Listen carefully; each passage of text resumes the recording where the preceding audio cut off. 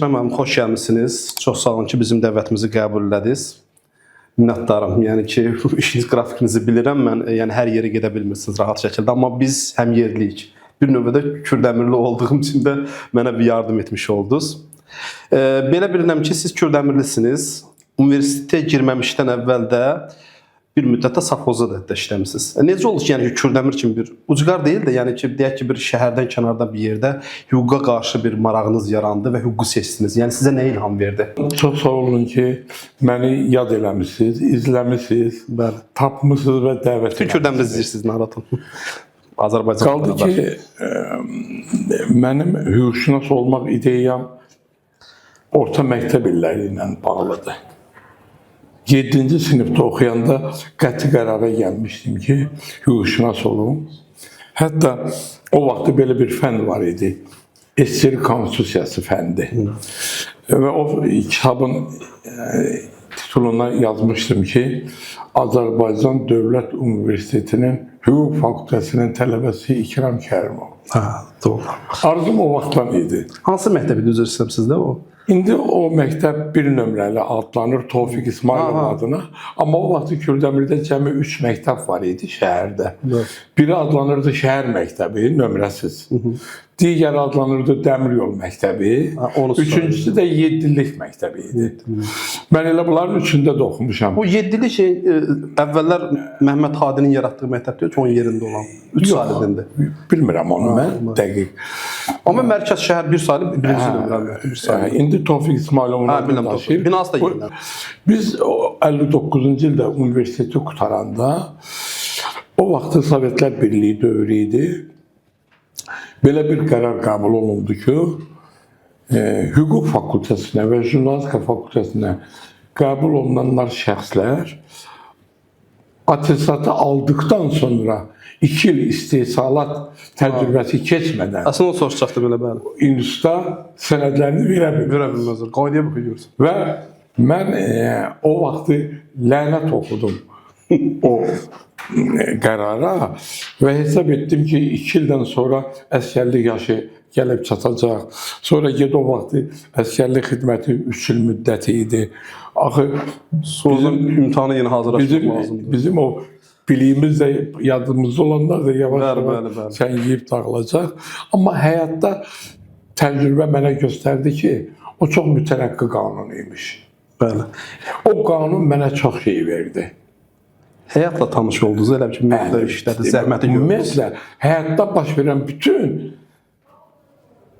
istər tut qanuna zidd hərəkətləri, istər də qanunun tələblərini gözləyən hərəkətlərin hamısının bir növ iştirakçısı və şahid oldum.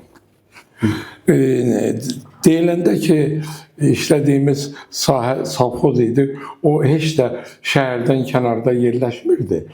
O şəhərin mərkəzində yerləşirdi. Bakı ət kombinatına tabi idi. Təxminən dəmir yol vağzalının Malqaraların qalxoz və savxozlardan qəbulu edib, biz onu kökəldirdik. Ondan sonra vaqona yükləyib, vaqonla onu Bakı şəhərində yerləşən ət kombinatına gətirib təhvil verirdik. Sadəcə olaraq təşkilatın adında o savxoz sözü vardı deyə siz savxoz işçisi kimi təqdim edə bilirsiniz. Amma əslində o deyilən, təsəvvür edilən qaydada olan savxoz deyildi. Bütün hallarda ağır, məşəqqətli günlər keçirtmişəm orada. Sizin sahənizdə bağlı bir film var. Orada Kürdəmirin də adı keçir. Görüş yerini dəyişmək olmaz. Mən deyərdim ki, Sovet hakimiyyət dövründə çəkilmiş 5 ən yaxşı filmdən biri idi. Orada bir Kürdəmir şərabı butulkası var. Ki, mən baxmışsınız o filmi, yoxsa yox. O, onun ətrafında cəryan eləyir. Sadəcə sualım ondan ibarətdir, filmlə bağlı. Yəni, əşyaların cinayət işinin açılmasında rolu nədən ibarətdir? Yəni, hansı bir cinayət olub ki, siz orada bir əşya, hər hansı bir əşya sizə kömək edib ki, o işi açasınız? Mən sizə bir söz deyim. Ümumiyyətlə, işsiz cinayət yoxdur.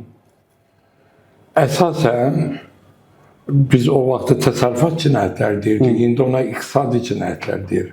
Bunlar istisna olmaqla insan həyatı ilə təmasda olan hadisələrin açılmasında əsas sübutlar o siz dediğiniz eşyalardır. Biz ona maddi sübut adı veririk. Bu demek olar ki bütün işlerde var. Elə bir iş tapa bilmezsen ki orada o sizin təsəvvürünüzdə olan eşya olmasın. Hər an, eğer bıçakla öldürürse o eşya elə o bıçaqdır. Odlu silahla öldürülürse, qətlə yetilirse odur. Boğubla kendindən odur. Balışın başına basıblarsa balık. Bunlar hamısı alet kimi istifadə olunur. Bunlar tapılmalıdır. Ve bunun özündən başqa bu əsas elementlərdir.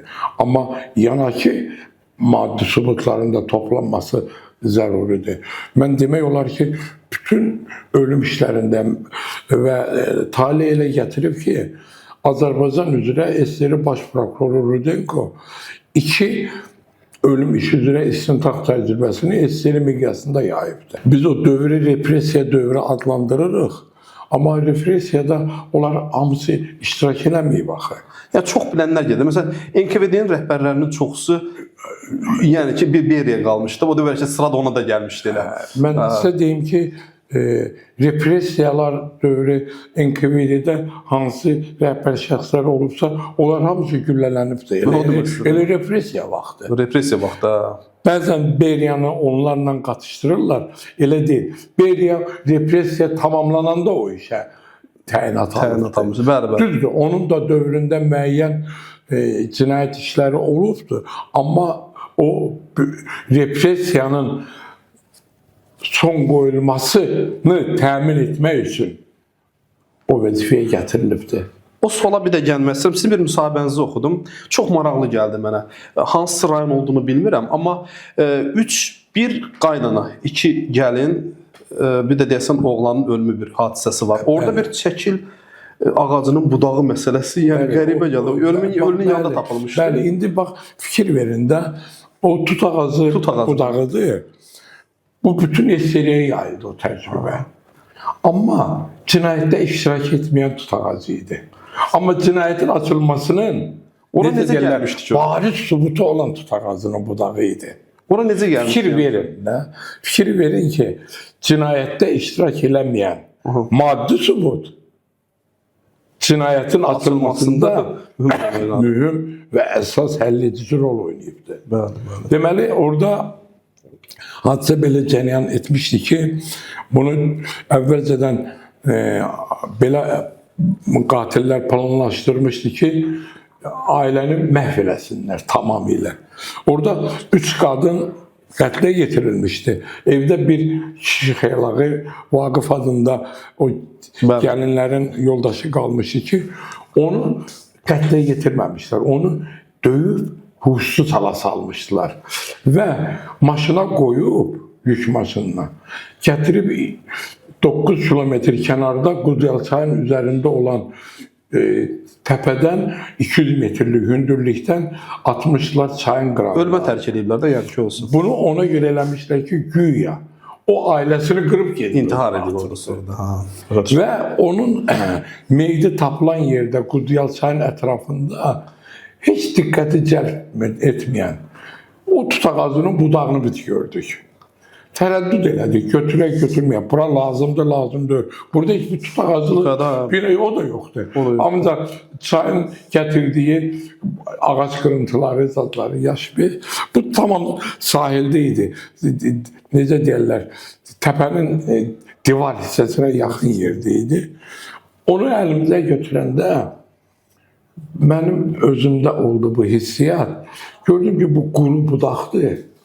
Özət belə şaqqalanıb sındırılıbdır. Bir balaca hissəsi yaşdır. Və bu şübhəni oyatdı bizə ki, bu yaşlısa burada nə gəzir? Qurutsa ola bilər, külək gətirib yuxarıdan yanırdı və biz bunu götürdük. Və qarşıma məqsəd qoyuldu ki, bu tut ağacının bura necə getməsini axtarıb tapmaq lazımdır. Və istintaq gedir, başqa sübutlarımız var. Ekspertizalar, saysız hesabsız dindirmələr. Amma bu ağac ətrafında istintaq aparmaq bir o kadar da hasat değildi ve çok da mana kəsb etdi. Əsaslandırmaq lazımdır əlbəttə ki. Ve karara geldim ki Meşə Təsərrüfat İdarəsinin rəhbərini dəvət etdim. Onu gösterdim. O mənə mütəxəssis rəyi kimi yazıb verdi ki, bu tut ağacının qırılmış budağıdır. Sınma hissəsi çox uzun müddət bundan qabaq olub. Qırılma hissəsi yenidir. Amma vaxtilə bu qırılma harda olubdur, o məlum deyil. Və biz məcbur olduq ki, Quba rayonunda şübhələndiyimiz ərazilərdə nə qədər tut ağacları var, onları bir araşdıraq. Və müəyyən olundu ki, qatillərdən biri yük avtomaşınının sürücüsüdür. O vaxtı Nazirlər Sovetinin qərarı var idi. Yük avtomaşınları ancaq dövlətə məxsus idi. Onu ancaq qarajlarda saxlamaq olardı. Həyətdə yox. Bəzən də bundan o vaxtı belə termin vardı, xaltur eləmək, pul qazanmaq. Bu məqsədlə qaraj müdiri icazə verirdi sürücülərə ki, maşınla get, müəyyən odun daşı, müəyyən yük daşı, qazanc əldə elə, bizə də gətir ver və maşınları həyətdə saxlayırdı o şəxs. Və həmən o maşın saxlanan yerdə də böyük bir tut ağacı var idi. Baxdıq, gördük ki, o tut ağacının budağı oradan qopub. Cinayətin əsas açılması deməkdir. Və biz onun gövdəsindən kəsdik, ekspertizaya göndərmək üçün. Maşını o oradan çıxardıb, gedəndə budaq ilişib, qırılıb düşmüşdü maşının kuzovuna. Kiçik bir detal gözün cinayətin açılmasına. Və sonradan o döyülüb, huysuz hala salınan şəxsi maşının kuzovuna qoyub aparanda 4 nəfər onu əllərindən, qollarından tutub möhkəm sürətlə tullayanda o ağac onun bədəninə ilişib düşmüşdü çayın qırağına. Çox böyük bir şey. Əslində bu hüquq elmində öyrədiləcək bir şeydir. Yəni ki, bir mövzudur sanki. Çox kiçik bir detal. Bu günləri mən bura gəlirəm, Aviasiya Akademiyasının da elmi şuranın iclası idi. Bizim Kriminalistika Kafedrasının tanınmış müəllimi Bəxşeyiş müəllim hüquq elmləri doktora adını almaq üçün dissertasiya müdafiə edirdi. Bu kriminalistika elminin daxilidir. Hüquq elminin texnika ilə əlaqəli olan hissəsi kriminalistikadır. Ona görə də gərək müstəntiq kriminalistikanı dərindən bilsin.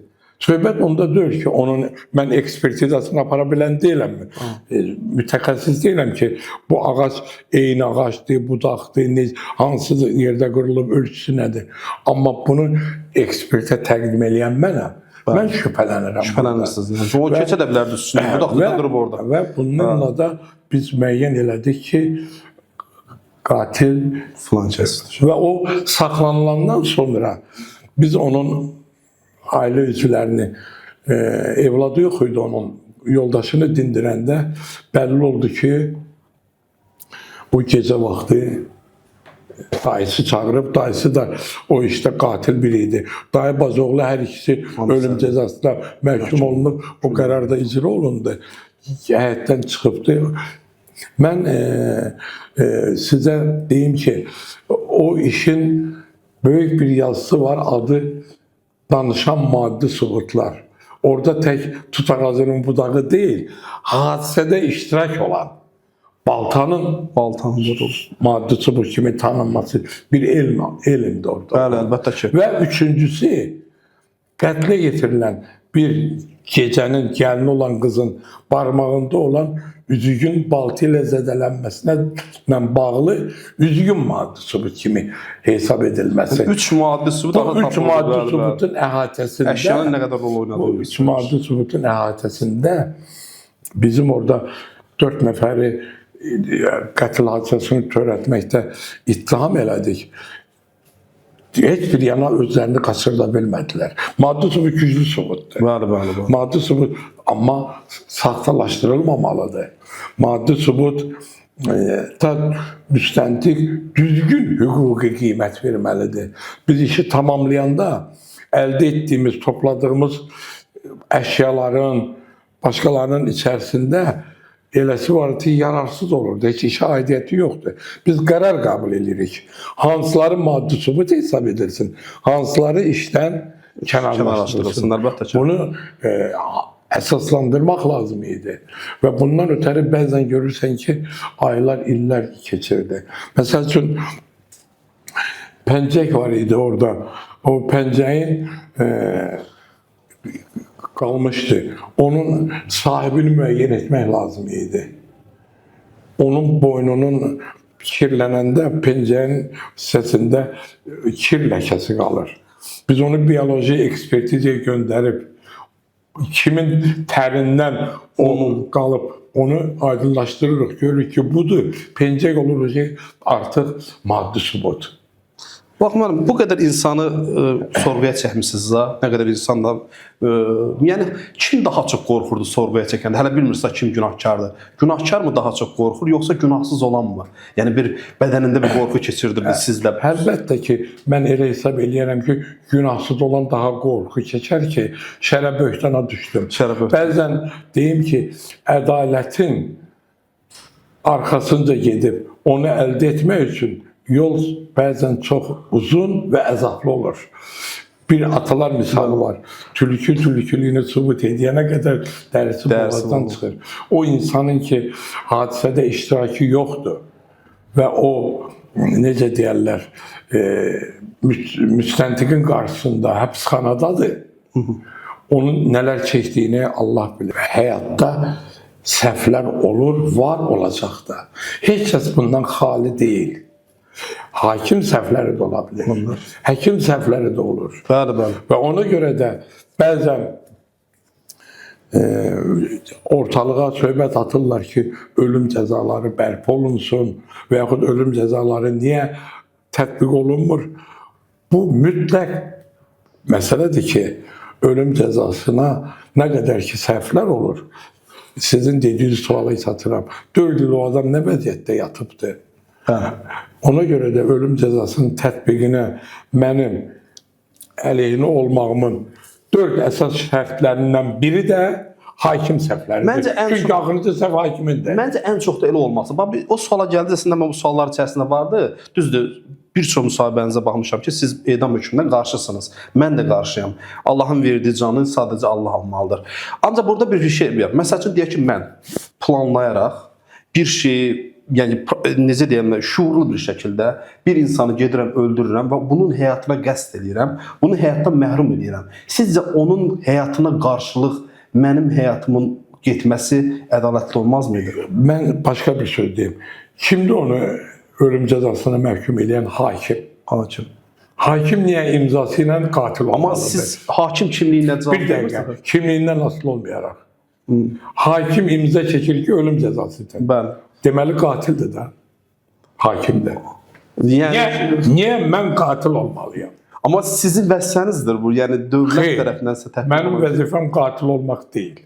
Mənim vəzifəm ədalətli hökm qəbul etməkdir. Obyektiv hökm qəbul etməkdir və səhvlər buraxılmamalıdır.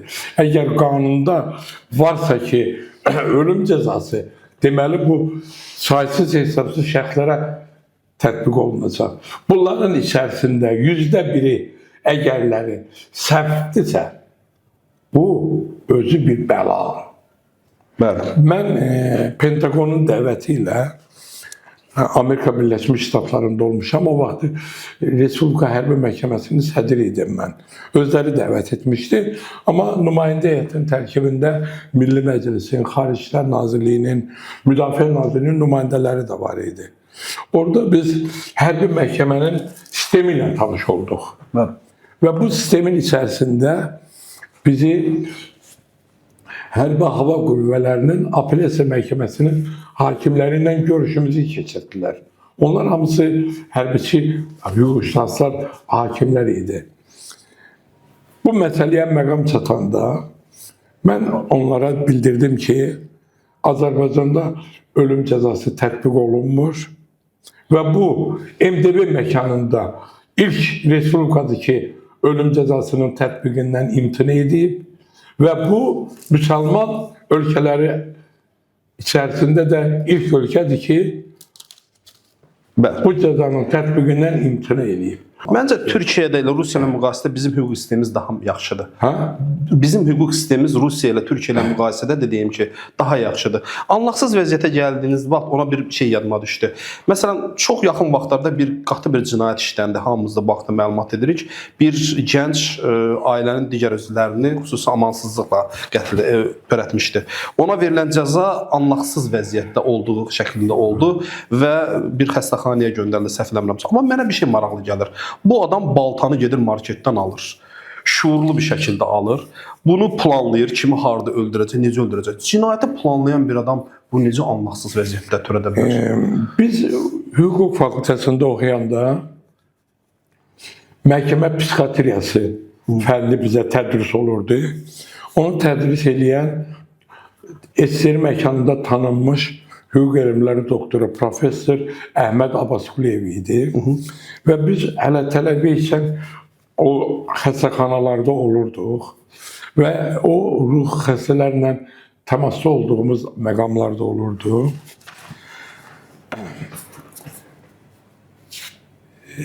Siz hesab edirsinizmi ki, meymun gedir kakosu dərir, neçə kilometr yol gedir, bir daş kimi yer tapır. Filmdə görmüşəm bunu, sənədli filmdə. Orada bir köçəklik var. Onu ora vurub sındırır, yeyir. Şuurludur ha. Şəxsin anlaqsız olmasını müstəntiq, prokuror, hakim müəyyən etmir. Bu tibbi məsələdir. Amma bütün ölüm işlərində bu bir aksiomadır. Biz şəxsin psixi vəziyyətdə olub-olmamasını araşdırmalıyıq. Əlbəttə. Və bunun üçün ambulator psixiatri ekspertizası təyin olunur və şəxs tibbi müayinədən keçirilir. Və cinayət işinin materialları da psixiatr həkim komissiyasına təqdim olunur. Əgər onlar rəy verə bilmirsə və rəsmi tövsiyə edirlər ki, bu stasionar rejimdə qalmaqla ekspertizadan keçirilsin, işi qaytarırlar müstəntiqə. Müstəntiq təzədən yeni ekspertiza təyin etməyə borcludur, artıq öz təşəbbüsü ilə yox. Komissiyanın təşəbbüsü ilə və şəxs üzərində 6 ay müşahidə keçirilir. Qabaqlar biz hətta bunu aşırdıq. Moskvada Serbisk adına məhkəmə psixiatri institutu vardı. Bəzi şəxsləri hətta ora göndərirdik, müəyyən etməkdə çətinlik olurdu. Anlaqsız şəxslər bəzən elə hərəkətlər eləyir ki, onun anlaqlı etməsindən fərqləndirmək çox çətin olur. Ona görə də belə rəy vermək o qədər də asan olmur. Amma mən bu vaxtda mənim televiziya verilişində çıxışım olub. Bu o anlama gəlmir ki, bu adam cəza verilməkdən azad edilməsi o demək deyil ki, o təcrid olunmur cəmiyyətdə. Siz əgərləri... Təhlükəli də elə bir adamın cəmiyyətdə yaşaması. Əgərləri onların saxladığı gedib rejimə baxsanız və onu ömürlük cəza çəkən şəxslərin saxladığı rejimə də müqayisə etsəniz, görərsiniz ki, o daha sərt rejimdə saxlanırlar. Onlar sağaldıqdan sonra cəmiyyətə sizdən qaytarılır, yoxsa ömürlük qalır elə bir yerdə? Onların bir sağalması olurdu ki, bir qaydada, amma sağaldıqdan sonra qayıtmalıdır. Bundan əlavə başqa cürəsi də var. Anlaqlı vəziyyətdə eləyir, sonradan anlaqsız hala düşür. Elə hadisə özü onu anlaqsızlığa gətirib çıxardır. Elə bir qətlə törəmiş. Bu da var. Bu halda əgərləri şəxs yenidən anlaqlı vəziyyətə gətirilib çıxarılırsa, ona veriləndə cəza bu hissə onun cəzasından çıxarılır. Bax, Şahmar, mən məsəl üçün bir cani olmuş olsam, Allah eləməsin də, yəni ki, cinayəti törətməkdən daha çox cinayətin sonrasını fikirləşərdim ki, bundan qanunla necə yayınacam. Mən bir çox Azərbaycanda o cinayət haqqında müsahibələrə baxıram, filmlərə baxıram. Sanki bir çox sahələrdə olduğu kimi Azərbaycanda da cinayətkarlarda peşəkarlıq çatışmır.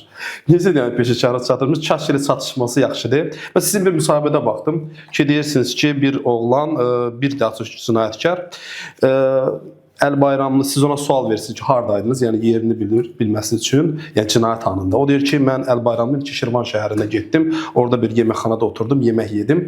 Yəni mən şəxsən onu elə deməkdənsə, elə cinayəti orada boynuma alardım. Çünki o düşünməsi lazımdır ki, siz onu gedib mütləq şəkildə soruşacaqsınız orada. Yerinin orada olmadığını biraz zaten soruşmuşsunuz, getmişsiniz, bilmişsiniz ki, orada deyil. Yəni elə bir cinayət olunmu ki, o sizi çox yorsun. Yəni ki, o cinayət onu olduqca o qədər peşəkarlıqla qursun ki, siz orada çox böyük əziyyət çəkəsiniz onu açmaq üçün. Elə bir onun ötəri dedektiv o peşəkar cinayət işlətmiş şəxsə qarşı gərək daha peşəkar müstəntiq olasan. Bu kifayət eləyir. Bəli. Amma yəni sizə yorulacaq bir şey. Deyir, bir şeyi nə qədər hündürlükdən tullasan, arxasını yerə görmür. Elə cinayət işlətmiş şəxslər var ki, son ana qədər müqavimət göstərir. Qəbul etmişsiniz. Siz baxırsınız idmanda güləşən müqavimət göstərir də, uduzsa da. Amma göstərir. Bu da elədir, müqavimət göstərir. Bizim də borcumuz odur ki, onun o müqavimətini qırıb ona sübuta amma yəni müqavimət güman eləyir ki, ya vəziyyətini yüngülləşdirəcək, ya da ola bilsin ki, məsuliyyətdən azad olmağa nail olacaq. Bəli. Mən bir misal deyim, bunu yazılarda da çox yazmışam. Tək ölüm işi ilə bağlı deyil bu. Ümumiyyətlə. Bizim buxtada 2 gəmi toqqaşmışdı. Qaydaya görə gəmi buxtanı tərk etməyənə qədər kapitan palubada, göyərtidə durbinlə ətrafı seyr etməlidir. Bu gəmilər toqqaşan vaxtı birinin adı Həz Aslanov idi, biri İvan Zemnuxova. Toqqaşan vaxtı kapitanın biri göyərtidə yox idi. Və digər kapitan israr edirdi ki, onun göyərtidə olmaması bu gəminin toqqaşmasına olan səbəblərdən biridir. Düzgün idarəçiliyi şikançıya çatdıra bilməyib. O isə izah edirdi ki, həmən vaxtı mən tərbiyə ehtiyacımı ödəmək üçün Sarmucuna düşmüşdüm. Yəni ki, burada... Kimə verirsiniz üstünlüyü? Amma biz müəyyən elədik ki, ondan ötəri gələn müstəntiq fikir verin. Mən gəmiyə minməmişdim o vaxta qədər. Gedib araşdırmaq gəmidə nə olsun bilmirdim. Gərək müstəntiq apardığı iş üzrə o sahəni o qədər mükəmməl bilməlidir ki, ona üstün gəlsin. Mən o vaxtı Rus dilində deyirəm, Minflot SSR, Ministerstvo Morskoy Flot SSR təşkilat vardı. Bütün bu gəmiçiliklə bağlı olan təlimatlar onlardan gəlirdi. O təlimatları oxumağa, öyrənməyə başladım. Orada belə bir bənd tapdım. Belə situasiyada, belə şəraitdə kapitan Bosmanı dəvət edib vedirə gətirtməlidir, onun üstündə oturmalıdır, palubanı, göyərtini tərk etməməlidir. Yəni, bəlkə də həyatınızda bir dəfə də heç elə bir şey qarşılaşmayacaqsınız. Yəni, sadəcə tək cinayət, amma bunun üçün araşdırmışsınız. Amma məsələ budur ki, bu günləri həyatın, elm texnikanın inkişaf etdiyi şəraitdə başqa cürə müstəntiqin qarşısına çıxan olacaq. Və müstəntiq də buna hazır olmalıdır. Bəli. Hazır olmalıdır. Əgər biz buna hazır deyiliksə, o işi aça bilmərik. O işdə ədaləti bərpa eləyə bilmərik. Necə deyərlər, belə bir misal var. İş tam hər tərəfli istintaq olunmalıdır. Suallar doğrulmamalıdır. Suallar varsa onun cavabı işin içində olmalıdır. Ekrem müəllim, siz hüquqa marağınız olub, bunu gerçəkləşdirmisiniz. Mən də hüquqa marağım olub, amma gerçəkləşdirə bilməmişəm. Amma həmişə uşaqlıqdan vəkil olmaq istəyirdim. Çünki müdafiə etməkdən xoşum gəlir. O da nədən irəli gəlirdi? Məsələn, Amerika Hindistan filmlərinə baxırdım, görürdüm ki, məsəl üçün vəkildir, çıxdı birdən o salonun ortasına qədər getdi. Nə bilim, hakimə qarşı dedi ki, etiraz edirəm, cənab hakim belə dedi. Sonra baxdım ki, o həyatı anlamaya çalışıb baxanda gördüm ki, bizim məhkəmələrimiz düdük kimi yerdir. Yəni elə bir meydan da yoxdur ki, orada meydan sulasın deyək ki, vəkil. İndi baxıb görürəm ki, vəkillər daha çox Azərbaycanda məhkəmə binalarında, iclaslarında belə bir sanki dərsini oxumamış gəlmiş uşaq kimi otururlar orada. Yəni bilmək istəyirəm ki, hansısa bir vəkilin rolu olubmu ki, onun ciddi bir müdafiəsi nəticəsində qərardan vaz keçəsiniz, dəyişəsiniz. Saysız hesabsız. Yəni vəkillərin rolu nə qədər çoxdur? Saysız hesabsız. Əvvələn sizin sualınıza bir düzəliş verim.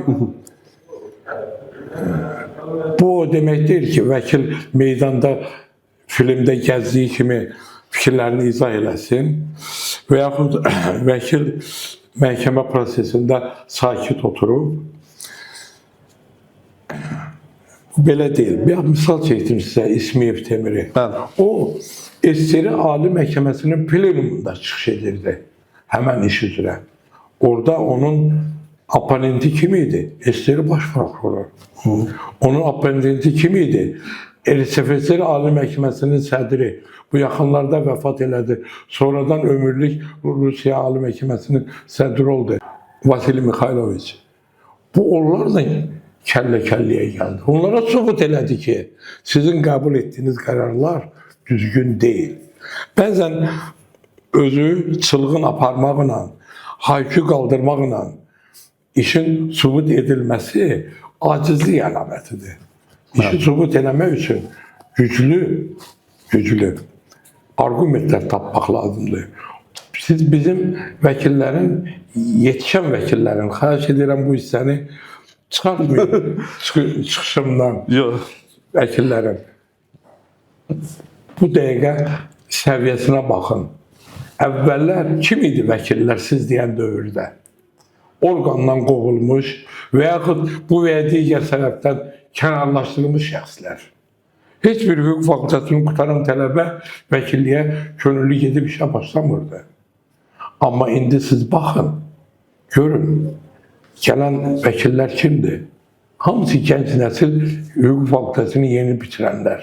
Onların içərisində qadınlar, qızlar daha çox əksəriyyət təşkil edir. Biz vəkillərə böyük bir ümidlə baxırıq və onların indiki fəaliyyətləri bizə bunu deməyə əsas verir ki, artıq 3000-ə yaxınlaşır. Sabahları bizim bayramımızdır, vəkillər günü qeyd olunur. Orada mənim çıxışım var. Gəl nəsillərə tövsiyələrim var.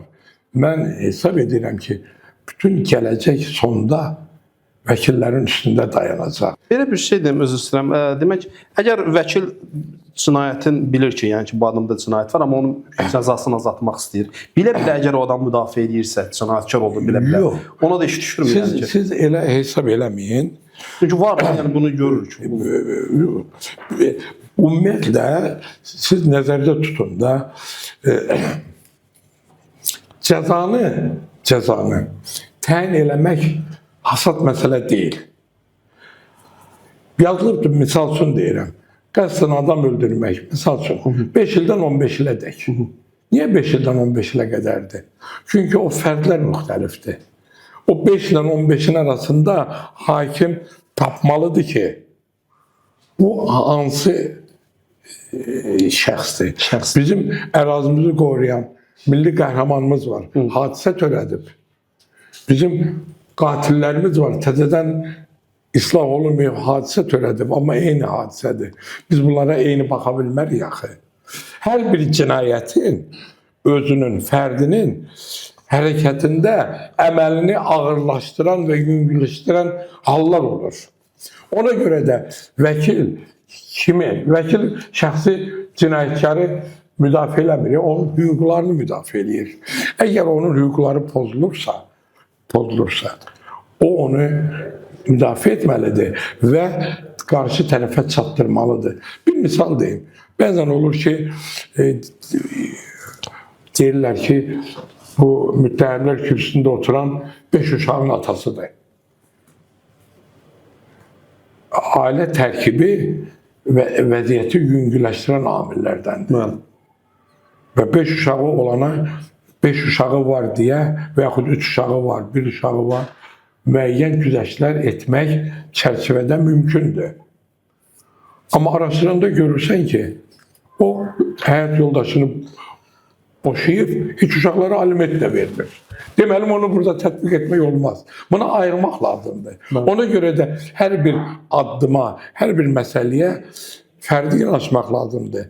Və məhkəmə prosesində 3 qüvvənin çəkişməsi prinsipinə uyğun olaraq bu məsələnin həll edilməsi obyektiv həqiqətin ortaya çıxmasına gətirib çıxarır. Fərdilikdən yola çıxarsaq, məsələn, İstintaq filminə yəqin ki, baxmısınız. Yəni, çox böyük bir davaları görmüşsünüz. Sovet hakimiyyət dövründə, bu dövrü bilirik, Sovet hakimiyyət dövründən danışaq. Çünki o dövrü çoxumuz bilmirik. Sovet hakimiyyət dövründə çox mühüm bir mühakimə etmişsiniz, cəzalar vermişsiniz. İstintaq filmində bir yer var. Məsəl üçün, orada artıq o mühakimə olunacaq şey, cinayətkarların adları açıqlanarkən, orada, çünki o həyatdan götürmüş bir şeydir, müəyyən qədər. Orada o vəzifəli şəxsi birdən dəhşətə gəlmiş kimi olar ki, filankəslərin adları açıqlandı. Bunların üstünə getmək olarmı, olmazmı? Yəni, ola bilib ki, yəni, həyatınızda ədalət prinsipi ilə siz də təzyiq prinsipi arasında get-gəl yaşamısınız. Yox, əvvələn nəzərdə tutmaq lazımdır ki, o hadisəni eləyən ola bilsin heç həyatda yoxdur. Amma onun evladları var. Cəmiyyətdə yaşayır, iştirak edir, müəyyən titullara sahibdir. Onu aşağılamaq olmaz. Bunu tam açıb demək düzgün deyil. Biz ona görə də bəzi hadisələri verəndə ola bilsin ki, adları deyilənlər də mümkündür. Amma çox vaxtı bunu bildirməyə ehtiyac var. Bizim məqsədimiz hadisənin törədilməsi və onun üstünün necə açılmasıdır. Yəni, cəza verərkən təzyiqlə üzləşmişsiniz ki, bu çox mühüm bir insandır. Buna qarşı çox diqqətli olmalısınız. Deyək ki, bu vəzifəli Sovet dövründən danışaq da vəzifəli şəxsdir. Mən sizə bir söz deyim. Təzyiq həmişə var məhkəməyə. Nürnberg mühakiməsi Nürnberg şəhərində keçirilirdi. Bilirəm. Niyə orada keçirilirdi? Amma onu bilmirsin. Onu bilirəm. Az çox amma sizin fikrinizi bilirəm.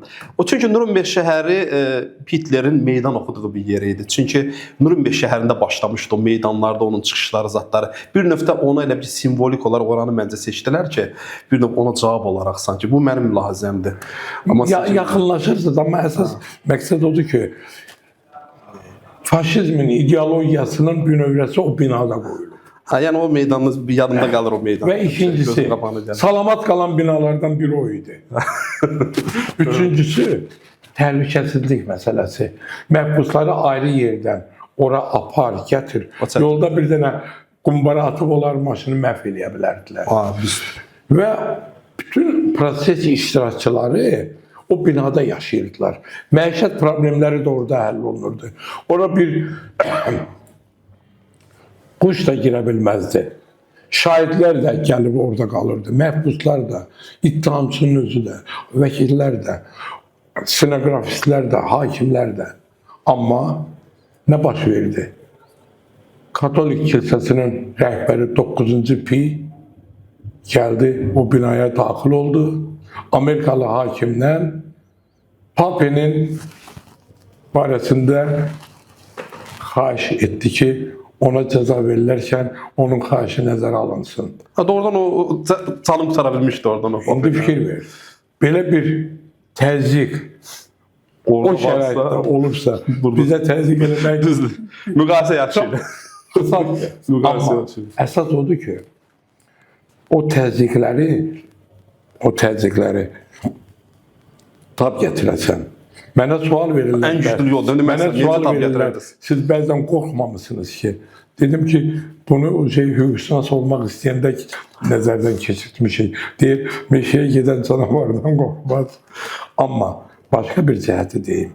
O qədər də hallar olub ki, məndə rəsmi qəzetdə məqaləm də gedib və o məqaləni kitablara da salmışam. Elə telefon zəngləri, elə müraciətlər olub ki, təzyiqlər yox. Obyektiv həqiqətin açılmasında mənim yardımcım olub. Bu Nürnberg söhbətinə gəldiniz. Orada zaten bir sualım vardı. Əslində mən Nürnberg məhkəməsinin bir qanunu olduğuna da bir şübhəm var. Niyə görə? Çünki Nürnberg məhkəməsini bir sualım ondan ibarətdir ki, orada qalib ölkələr tərəfindən qurulmuşdu o məhkəmə. Əgər məğlub olsaydılar, onlar da onlarmış. Fransanı da hesab alsan, Fransa həmişə məğlub olub, amma orada oturandı. Amma məsələn o bir şey var.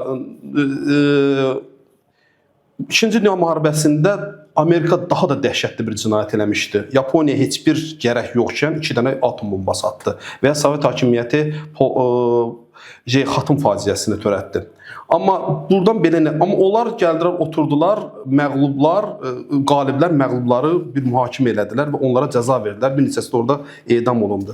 O deməkdir ki, dünyada həmişə qaliblər haqlıdır kimi bir güclülər haqlıdır. Siz Nürnberg məhkəməsi haqqında danışırsınız.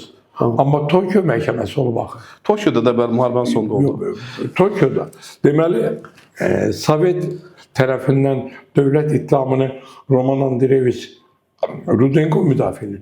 Onun köməkçisi Lev Nikolayeviç Smirnov idi. Həmən Smirnov Tokyo məhkəməsində dövlət ittihamını müdafiə edirdi. Sonradan 1972-84-cü illər ərzində İsrail məhkəməsinin sədri oldu. Siz əgərləri o məhkəmənin materialları ilə tanış olsanız, görərsiniz ki, o Yaponiya, indiki quzu Yaponiya olmayıb o vaxtı. Yox, çox böyük dəhşətli. Demək olar ki, Şərqi Sibirdən tutmuş, Hindistan, Çin, Avstraliya, Nova Zelandiya, Yeni Zelandiya, Filippin daxil olmaqla bütün bu ölkələri öz əsarəti altında saxlamaq istəyirdi. Yəni zərurət var mıydı 2 dənə atom bombası atılsın? Zaten bu adam məğlub olmuşdu. Ona bitirdi 45-ci ildə. Ona mən deməzdim ki, zərurət var idi.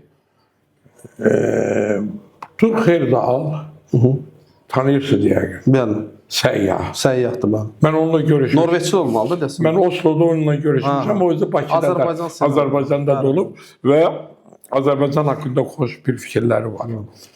Onun bir səyyah kimi əhvalat başına gəlib. O gedir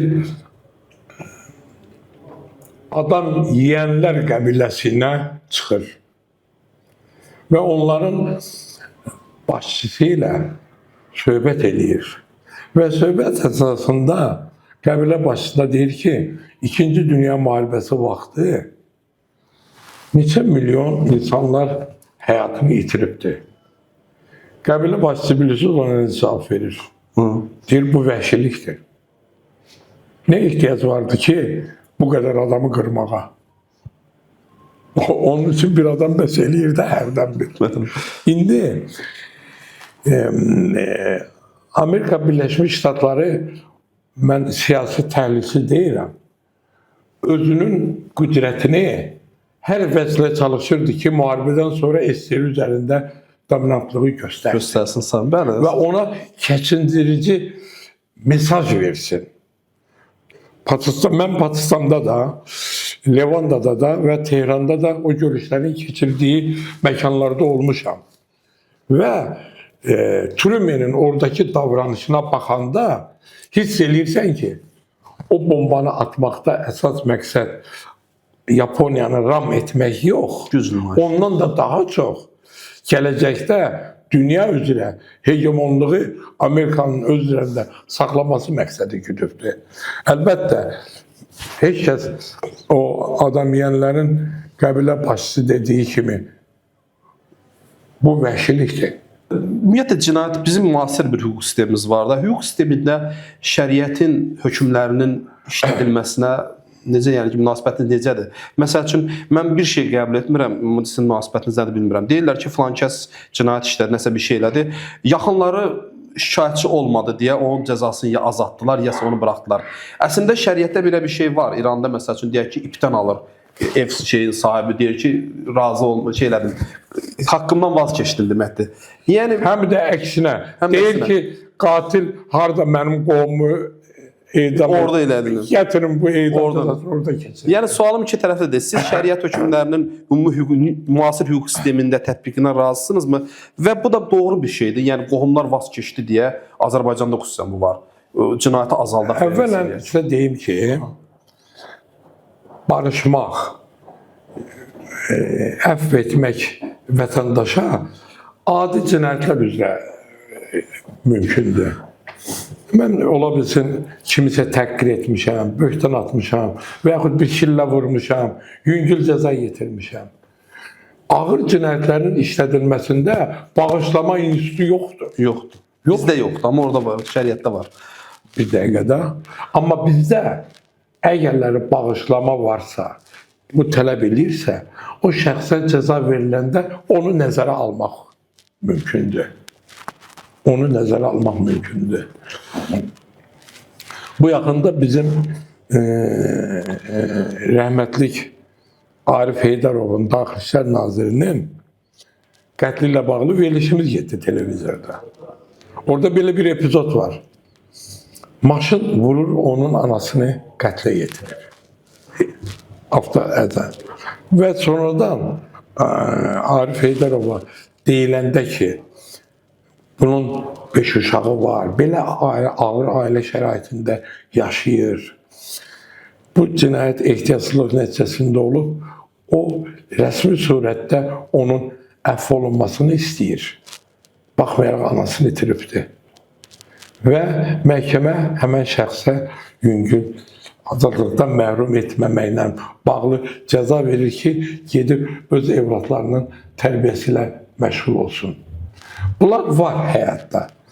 Amma kimdəsə hansı bir dini əsaslarla bunu necə də uzlaşdırmaq düzgün deyil. Bax, indi müsahibənin sonlarına doğru gedərkən məsəl üçün bir maraqlı gəlir. Yəni ki, bu iş çox cəsarət tələb edir, işte sizin işiniz.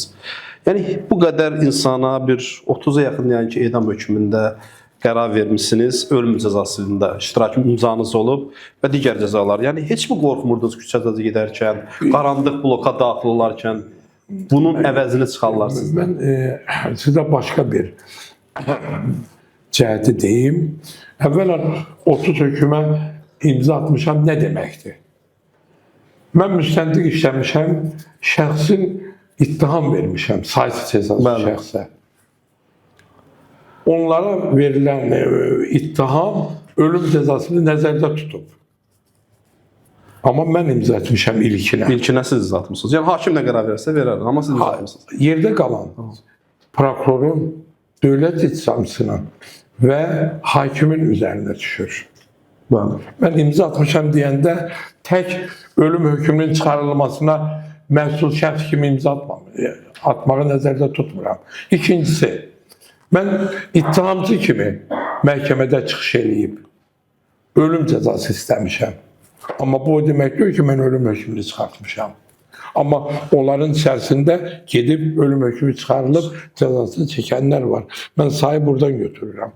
Və yaxud mən prokuror kimi saysız hesabsız ölüm cəzası nəzərdə tutulan ittihamlara imza atmışam. İttiham aktını imzalamışam. Onların içərisində ölüm cəzasına məhkum olunub icra olanlar var. Və məhkəmədə də bu bir növü mənim həyatımda olan. Əgərləri sırf göstərsən ki, bunların sayı bəlkə də yüzlərlə ola bilər. Çünki müəyyən dövrlərdə müəyyən işlərə atılan imzalardır. Amma bunların içərisində, imza atdıqlarımın içərisində müstəntiq kimi ölüm cəzası alıb icra olunan var. Mən onu nəzərdə tuturam. Amma mən ölüm cəzasını ittihamı vermişəm, onun cinayət işinə, heç onlar ölüm cəzası almayıblar. Mən onu nəzərdə tutmuram. Yox, məncə bizim indiki hüquq sistemimiz, yəni mən Türkiyə ilə məsələn müqayisə eləmirəm, həmişə daha yaxşı. O gün məsələn bir cəza verirlər, Adnan Oktar'a məsəl üçün cəza veriblər. 5000, 6000, 12000 il insan bioloji ömrü nə qədərdir ki, yəni o qədər cəza veriləcək. Deyin ki, birbaşa ömürlük hökm cəzasına məhkum edəcək. Yox, bilirsiniz, yanaşma iki cürədir. Bir var cəzaların məcmu deyirlər ona. Bir adam bir neçə cinayət edir. Və yaxud elədiyi bir cinayətin içərisində bir neçə cinayət olur. Məsəl üçün, ordu silahı əldə edir, bu bir cinayətdir. Ordu silahına kimsə qətlə yetirir, bu ikinci cinayətdir. Çox ölkələrdə toplama üsulü ilə verirlər. Əlbəttə anlaşılmazlıq gətirir. Bəli. Bu düzgün... Biraz da ələ salırlar. İnsanlar, mən oxuyurdum onlara. Mən hüquqşünas kimi bunun əleyhiniyəm. Sovetlər Birliyində də elə idi və Azərbaycanda da indi elədi. Biz bunu toplayırıq. Bunu mütləq toplanmalıdır. Ona görə ki, elə bir mərhələdə ondan hansısa bir epizod hökm üzrə bəraət ala bilərdi. Onda o ondan çıxırılır içərisindən. Ona görə də hər hərəkətin öz cəzası müəyyən edilməlidir. Amma daha bunu biz toplama yolu ilə həll eləmirik. O cəzaların içərisində ən yüksək həddi aşmamaqla cəzanı tətbiq edirsiniz. Məsəl üçün, şəxs qəsdən adam öldürüb, ona 15 il cəza verilir. Qanunsuz olaraq Makarov tipli tapança əldə edib, 3 il ona cəza verilir. O 3 il cəza 15 il içərisində otura da bilər, üstünə gələ də bilər. Amma ölüm cəzasına görə verilən o müəyyən maksimum həddi aşa bilməz. Onun içərisində itib batmalıdır, ödənməlidir. Ona görə də ən mütərəqqisi bizdə olanlardır. Azərbaycanda olan o qaydadır ki, az bir cəza digər cəzanın əhatəsi ilə həll olunmalıdır.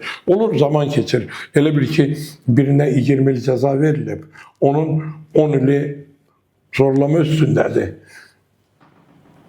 10 ili qətl üstündədir. Silah almaz. Sonradan görürsən ki, buna verildi bir 20 il cəza.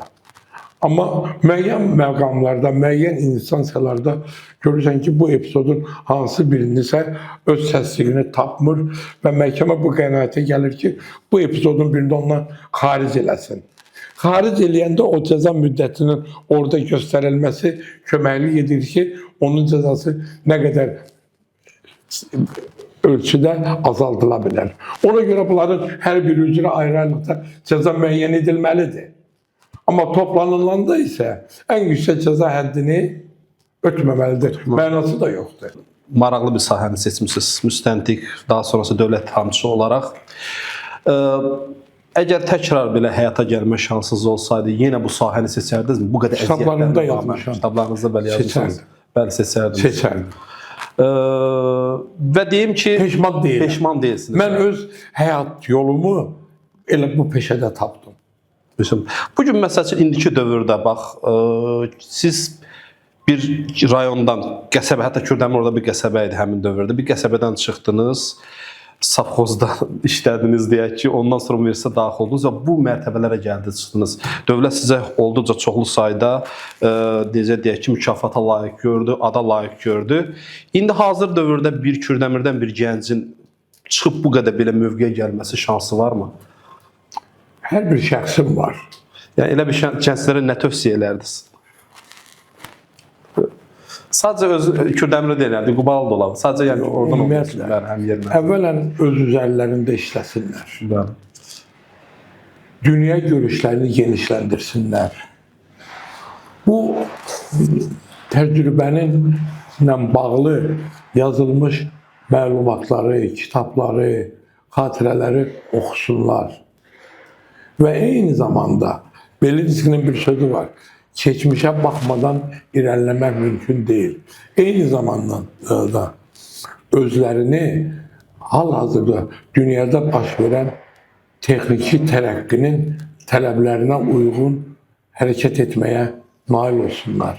Əgərləri o bugünkü elm-texnika nailiyyətlərinə bələd deyilsə, o əlbəttə ki, irəliləyə bilməz. İnkişaf eləyə bilməz. Biz mütləq fikir verin. Adi bir telefon ixtira olundu. Hamı onun istifadəçisi oldu. Amma indi bu telefon vasitəsilə hadisələr törədilir. Bəli, həm köməyimizi yetir, həm də ki, Eyni zamanda müstəntiq bilməlidir ki, bu telefon vasıtasıyla cinayəti necə törədirlər və onun qarşısını necə almaq və onu necə ifşətmək lazımdır. Onu artıq mənimsəməlidirlər. Məni kimi gedib tutağazı budağı axtarmamalıdırlar. bəli, bəli. Düzdür, o çox böyük bir şeydir. Yəni doğrudan o bir insanlara elmdə, universitetdə öyrədiləcək bir şeydir. Çünki kiçik bir hər bir müstəntiqlərə də bir qulağına küp olmalıdır ki, gedərkən hər bir kiçik detala fikir vermələr lazım gəlir. Burada Bir də sizin bir söz yaşamsınız. deyim, dözümlülük və səbir Sabır var. və eyni zamanda həvəs olmalıdır. Biz hadisə yerini müayinə etmək ən ümdə bir və ən çətin sahədir. Cinayət hadisəsinin istiqaməti hansı məzarədə davam etməsini orada müəyyən eləyə bilmədinsə, təyyarə yerdən havaya qalxanda istiqamətini harda enəcəksə ora götürmədisə, başqa yeri yeyib çıxacaq. Və müstəntiq də əgərləri o istiqaməti düzgün müəyyən edib götürməyibsə, onun istiqaməti başqa yerdə olacaq. Əhəmiyyətsizdir deyə hər bir anlaşmaya yaxın durmamaq özü düz deyil. Hər bir məsələyə əhəmiyyət vermək lazımdır. Çox şey yaşamısınız müəllim. Çox təşəkkür edirəm bu müsahibə üçün. Ürəyimizdə o qədər suallar var ki, amma zaman məhdudiyyətimiz var əlbəttə ki. Bu sizin həyatınız bir film olması bir həyatdır. İnanıram ki, bir nəfər bir rejissor çıxar və bunu da çəkər. Çünki bu doğrudan da lazımdır. Son sözünüzü əlbəttə buyurun deyin. Mən də öz təşəkkürümü bildirdim. Mən sizə minnətdarlığımı bildirirəm ki, siz o verdiyiniz suallarla cəmiyyəti düşündürən məqamları münasibət bildirməyi mənə vadar etdiniz. Mən ona görə çox minnətdaram. Qaldı film çəkilməyinə çoxları mənə bu təklifləri verirlər. Amma onu konkret bir işin üzərində qurmaq mənim üçün çətindir. Adi bir detektiv film ola bilər. Bəli. Amma bir də var ki, bütün bunları ömür səlnaməndə yaşayan bir insan kimi cəmiyyətə çatdırarsan, o artıq mənim vəzifəmdir, sizin vəzifənizdir.